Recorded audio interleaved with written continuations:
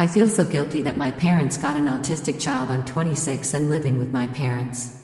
My older sister is doing amazingly in life, and I don't know if I'll ever be able to move out. I can be good at some things, but my challenges make life so painful, and I am constantly consumed with guilt that my parents got this for their second child. They did nothing to deserve this punishment. I love them more than anything in the world, and I can't stand the thought of losing them, but there's a part of me that wishes they would die so I can kill myself. I could never put them through that while they're still around, but my existence is so painful and pointless. I exist both to fulfill my parents' wishes of a second child and to contribute to the labor force, but if I can't contribute to the labor force in a sufficiently valuable way, then I will have no reason to exist after my parents die. In that case, it would be good for the economy for me to die, because I would not be using scarce resources like housing that more valuable people are more deserving of. This doesn't reflect my personal views, but I understand that the world works differently from how I see things. In Canada, where I live, multiple people have been approved for and received euthanasia because their disability prevented them from working hard enough to afford rent. I hope that I will have this option once my parents are gone, because I'm terrified of doing it myself, and I can't stand the thought of some poor person having to clean up the scene. Ida for being offended when asked to pay for Thanksgiving when I'm not hosting. Ida for being offended I was asked to pay for Thanksgiving this year. I do Thanksgiving with my F20 husband's M24 family, and we change who hosts every year. This year my sister-in-law F27 and her wife's F28 family offered to host Thanksgiving. My husband and I agree that they are not the best cooks, and they are demanding they do the cooking. They always underbake the casseroles and it's too soupy. We offered to help with the cooking and they denied it. Despite knowing I'll have to politely pretend I like the food, I was okay with going, until Sil calls my husband and asks when we are taking her shopping for Thanksgiving so we can pay for the groceries. She wanted about $200 in my food stamps. I'm on food stamps because I'm poor and Sil has a nice job and her wife's family is very wealthy and well off. I told my husband to tell her no. We couldn't even if I wanted to give it because I don't have that much money. I'm pregnant and we have a child. The money runs out quick. Then later Mill F57 called us up and asked us to at least give the rest of our stamps towards the Thanksgiving. I said no way. I will not give my last dollars towards a meal I'm barely going to eat because they're bad cooks, and make myself go hungry. They definitely have the means to pay for it themselves. Mill said I need to stop eating so much and spending the food stamps. FYI, the stamps are in my name only. Then Mill proceeded to complain that I'm basically the reason that she has to give the $200 herself and that I'm putting her through a hard time by not contributing. I am offended that they would act like they're entitled to the food stamps. So I'm decided I won't bring my child to their Thanksgiving and I'm having my own with just my husband and our child. I used the last $40 on the food stamps that I had and was able to get a turkey and all the sides with coupons.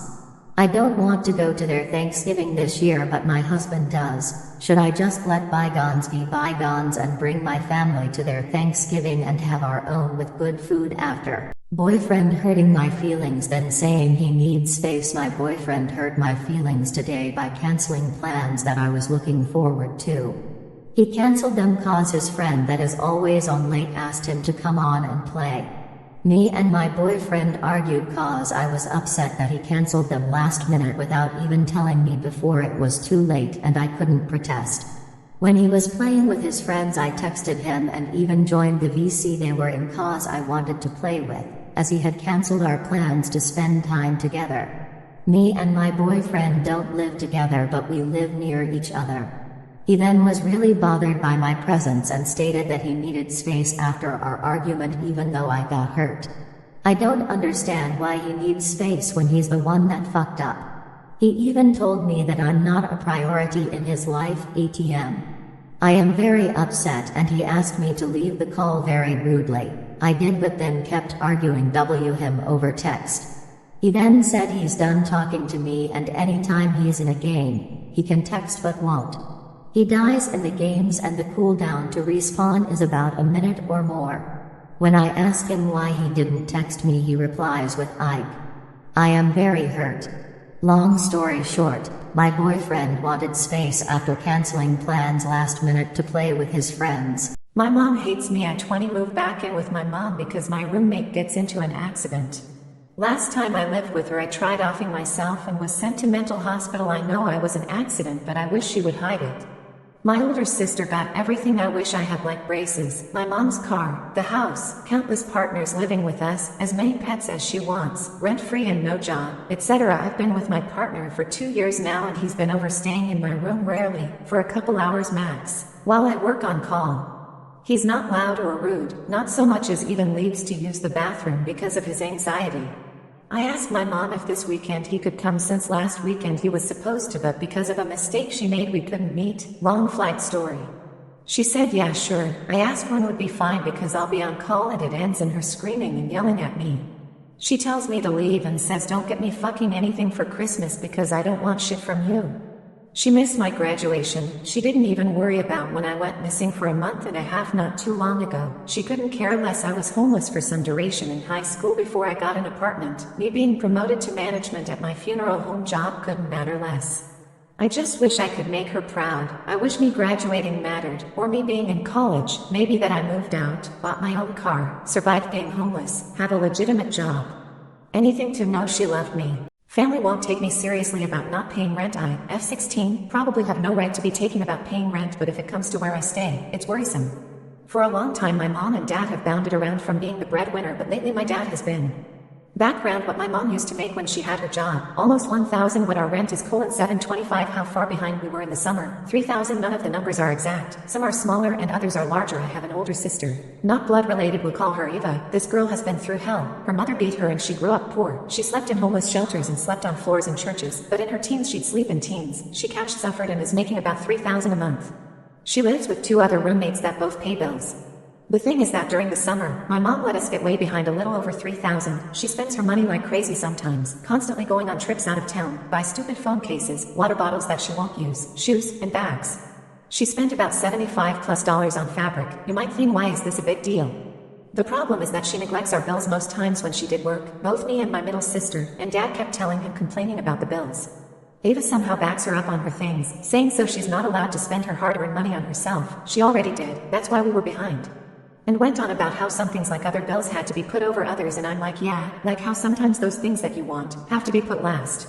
She's like, you guys are not going to be kicked out. I slept in a homeless shelter, so I know. I said, yeah, that's the point, to pay rent so you don't get kicked out, but they still don't get it. Like if I'm crazy or not, but this isn't the first time I've seen some things on why poor people can't actually stop being poor, because they can't spend money correctly sometimes, can't save, and whenever they get a large sum of money, they spend it all. My mom shows all of these signs. They keep telling me to be grateful. It's not me being ungrateful, it's me not wanting to get us kicked out. Plus that summer after my mom lost her job, my dad got a job, a good paying one, and managed to get us caught up. The difference between her and him is that he pays bills first equally and he still manages to leave money for fun, but she uses her money just for fun and stupid stuff. Ike accidentally took 1,200 milligrams of THC. I really got to talk about what happened a few nights ago after I accidentally took 1,200 milligrams of THC. My boyfriend had bought us some edibles and I asked how many I should take, and I didn't know he was already high and trusted his answer. Needless to say, I was actually tweaking. Took maybe 20 minutes to kick in. Was fine at first, but all of a sudden I couldn't move my will but was shaking. My heart started racing as if I was running, and the world started spinning. My boyfriend noticed something wasn't right and helped me move so I could lay on his chest. He tried calming me down, but he was also pretty high. He kept asking if I was okay, and I would just repeat, I'm scared, I'm conscious, and I'm dead/dying. I was so certain I had died and hell was living life in a loop, because every time he asked if I was okay it felt like a repeating loop.